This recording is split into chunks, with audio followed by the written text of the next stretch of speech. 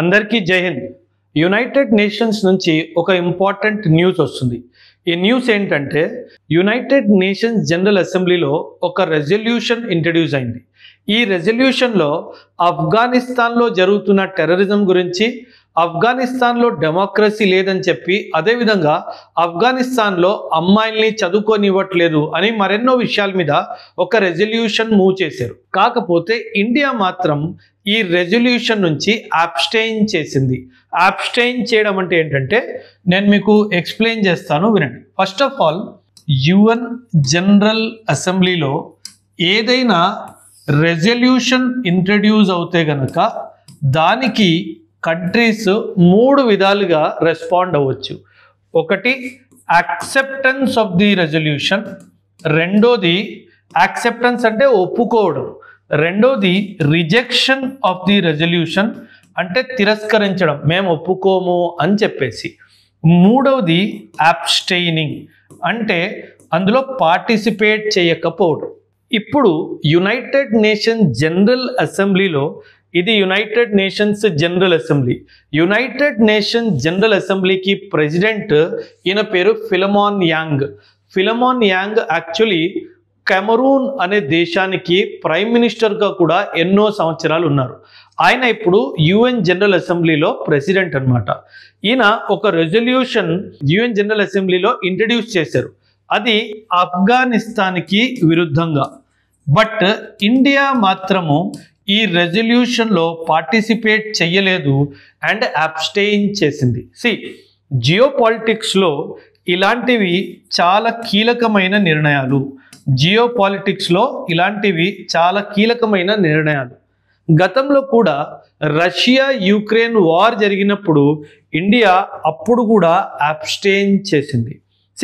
India ఒకవైపు ఆఫ్ఘనిస్తాన్లో కొన్ని టెర్రరిస్ట్ మాడ్యూల్స్ ఉన్నాయి అని చెప్పి ఆఫ్ఘనిస్తాన్కి 1-to-1 బైలాటరల్ రిలేషన్షిప్స్లో చెప్తూనే వస్తుంది.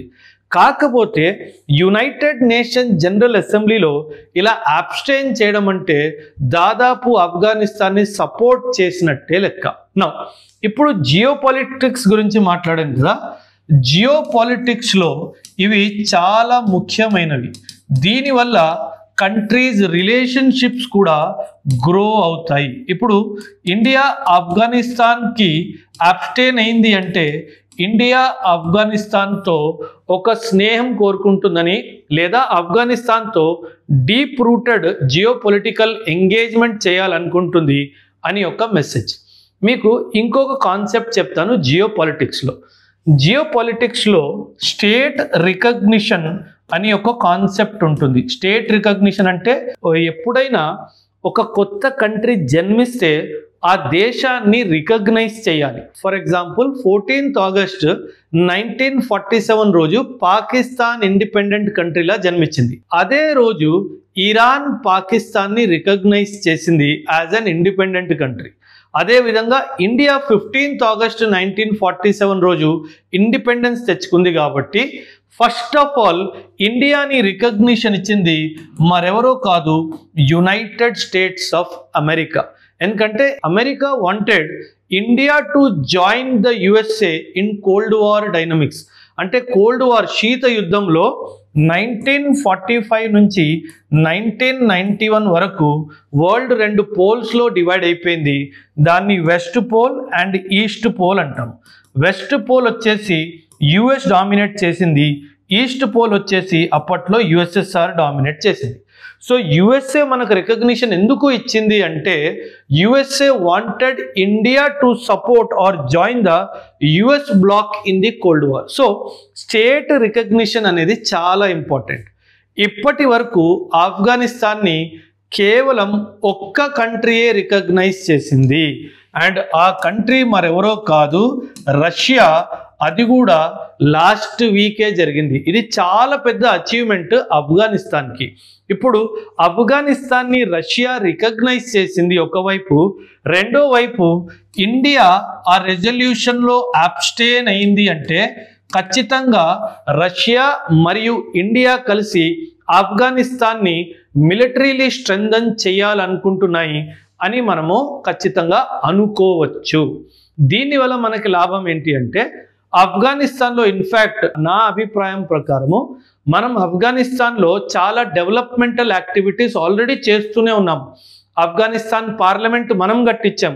ఆఫ్ఘనిస్తాన్లో ఎన్నో రోడ్లు, బ్రిడ్జెస్ అవన్నీ మనం కట్టించాం.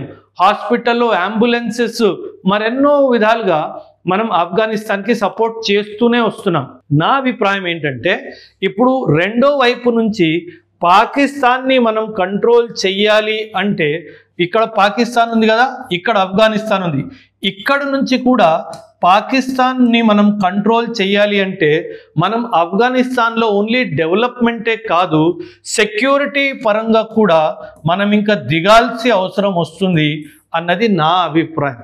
ఒకవైపు ఆఫ్ఘనిస్తాన్లో జరుగుతున్న టెర్రరిజంని ఖండించాలి, కాదు అని నేను అనట్లేదు. అదేవిధంగా అక్కడ అమ్మాయిలకి, గర్ల్స్కి చదువుకునే హక్కు రావాలి అని చెప్పి మనం వాళ్ళని ఖండించాలి, పిల్లల్ని చదువుకోనివ్వాలి, ఇవన్నీ మనం చెప్పాలి. కాకపోతే యథావిధిగా ఇంకో వైపు నుంచి సెక్యూరిటీ కూడా మనం రిలేషన్షిప్ డీపెన్ చేయాల్సిన అవసరం ఉంది. అప్పుడే మనం పాకిస్తాన్ని పట్టుకోగలము. అదర్వైజ్ మనం పాకిస్తాన్ని ఒక డైరెక్షన్ నుంచే ప్రెషరైజ్ చేస్తే వాడు వేరే డైరెక్షన్ నుంచి ఎస్కేప్ అవడానికి చూస్తాడు. సో ఇలా ఇండియా ఈ రెజల్యూషన్ నుంచి అబ్స్టైన్ అవ్వడం అన్నది ఒక పెద్ద సంకేతము that India wants to go closer to Afghanistan అని చెప్పి. సో ఈ నిర్ణయం మన దేశానిది కరెక్టా కాదా, మనం ఆఫ్ఘనిస్తాన్కి క్లోజ్గా వెళ్ళి ఆఫ్ఘనిస్తాన్ రష్యాతో కలిసి పాకిస్తాన్ని కంట్రోల్లో పెట్టుకోవాలా వద్దా, మీ అభిప్రాయాలు ఖచ్చితంగా కమెంట్స్లో తెలియజేయండి. థ్యాంక్ యూ అండ్ జై హింద్.